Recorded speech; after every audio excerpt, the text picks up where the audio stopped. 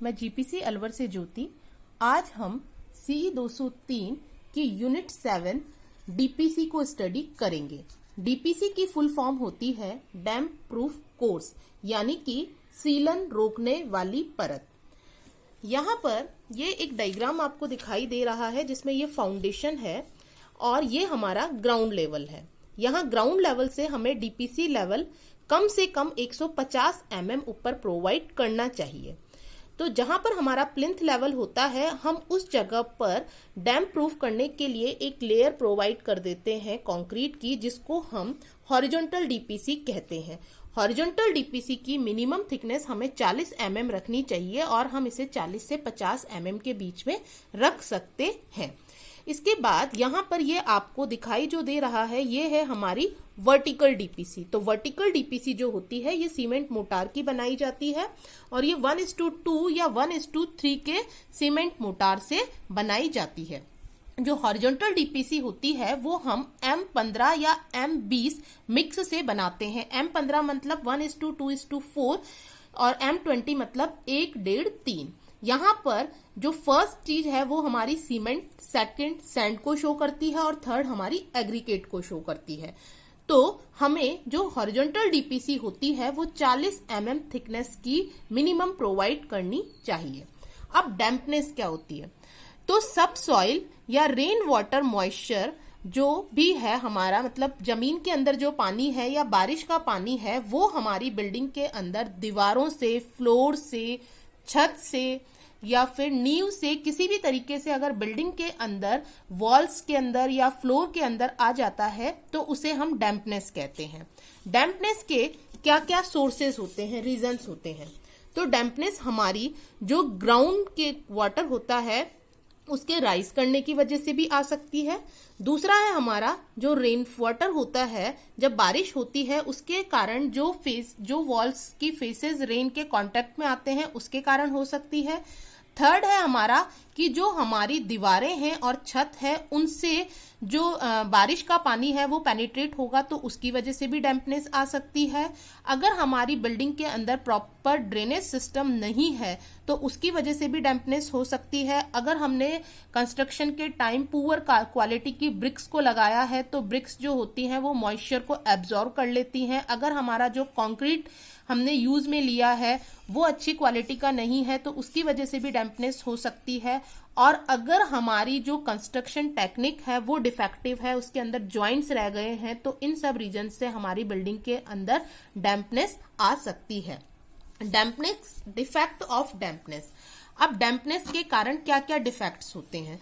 तो उसके कारण जो भी उस बिल्डिंग के अंदर रहता है तो उसको अनहेल्दी लिविंग, मतलब उसको अनहेल्दी लिविंग कंडीशंस होती हैं और उसकी वर्किंग कंडीशंस जो होती हैं वो भी अच्छी नहीं होती हैं, यानी उसमें जो भी रहता है उसको स्वास्थ्य संबंधी समस्याएं हो सकती हैं। सेकंड है, आपने कई बार देखा होगा कि डैम्पनेस के कारण दीवारों से पपड़ी गिरती है जिसको हम एफ्लोरेंसेस कहते हैं। इसके कारण जो दीवारें होती हैं वो सॉफ्ट हो जाती हैं और क्रम्बलिंग ऑफ प्लास्टर, और प्लास्टर हमारा नीचे झड़ने लगता है। इसके कारण हमारी दीवारों पर और जो फ्लोर होता है उस पर भी कई तरीके के स्पॉट्स दिखाई देते हैं।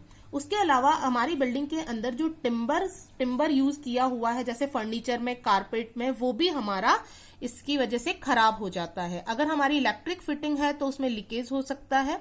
और अगर हमारी बिल्डिंग के अंदर जो भी मेटल्स हैं उनके अंदर करोजन हो जाता है इसकी वजह से, और डैम्पनेस की वजह से जर्म्स हो जाते हैं जिससे कई तरीके की डिजीजेस हो सकती हैं। और सबसे मोस्ट इम्पॉर्टेंट कि ये हमारी स्ट्रक्चर की लाइफ को रिड्यूस कर देता है। तो इसके के लिए हम क्या करते हैं, बिल्डिंग के अंदर डीपीसी यानी डैम्प प्रूफ कोर्स प्रोवाइड करते हैं। डैम्प प्रूफ कोर्स जो होता है ये हमारी बिल्डिंग को प्रिवेंट करता है जो वाटर सब सॉइल से हमारी बिल्डिंग के अंदर, उसके डिफरेंट पार्ट के अंदर एंटर हो रहा है, उसको रोकता है।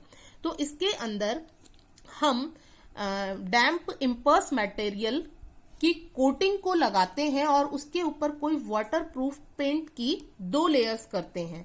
तो इस प्रोसेस को हम डैम्प प्रूफ कोर्स कहते हैं। नेक्स्ट है कि डीपीसी के लिए क्या मटेरियल्स यूज किए लिए जाते हैं। तो डीपीसी के लिए आज के टाइम में मार्केट में बहुत सारे प्लास्टिक शीट्स और बहुत सारे केमिकल्स वगैरह मार्केट में अवेलेबल है, लेकिन हम लोकली जो हमें इजीली अवेलेबल होता है हम उन चीजों को यूज में ज्यादा लेने की कोशिश करते हैं। तो मेनली हम डीपीसी के लिए सीमेंट कंक्रीट को काम में लेते हैं, जो कि 1:2:4 के रेशियो में बनाते हैं। और हॉरिजॉन्टल डीपीसी जो हम प्रोवाइड करते हैं वो 38 mm से 75 mm थिकनेस तक की प्रोवाइड कर सकते हैं। इसके बाद जब इसको 24 आवर्स हो जाते हैं, उसके बाद इसके ऊपर हम किसी भी वाटरप्रूफ मटेरियल की कोटिंग करते हैं, जैसे कि बिटुमिन की या फिर डैम्प, आप किसी भी और केमिकल जो मार्केट में आजकल आ रहे हैं उनकी कोटिंग भी कर सकते हैं। तो पहले हमें 24 घंटे की कंक्रीटिंग होने के बाद फर्स्ट कोट लगाना है और उस कोट को 4 घंटे बाद सूखने के बाद सेकंड कोट अप्लाई करना चाहिए।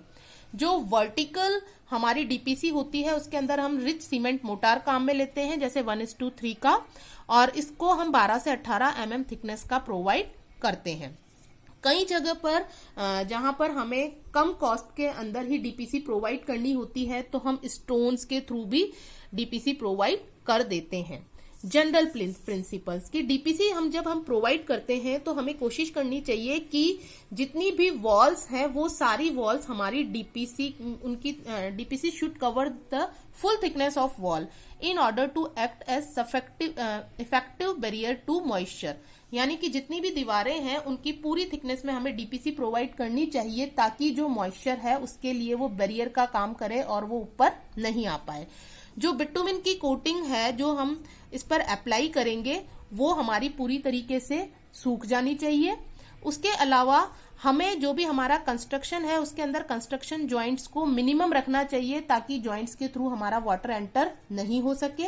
हॉरिजॉन्टल और वर्टिकल डीपीसीज जो है वो दोनों एक दूसरे के ओवरलेप्ड होनी चाहिए, ताकि वहां से भी वाटर एंटर होने की पॉसिबिलिटीज हमारी डिक्रीज हो जाए। और उसके अलावा डोर जहां पर भी डोर्स की ओपनिंग होती है वहां आप डीपीसी प्रोवाइड करना चाहें तो कर भी सकते हैं, और अगर आपको नहीं करना तो उस जगह पे हम डीपीसी प्रोवाइड करने को अवॉइड कर सकते हैं। Thank you.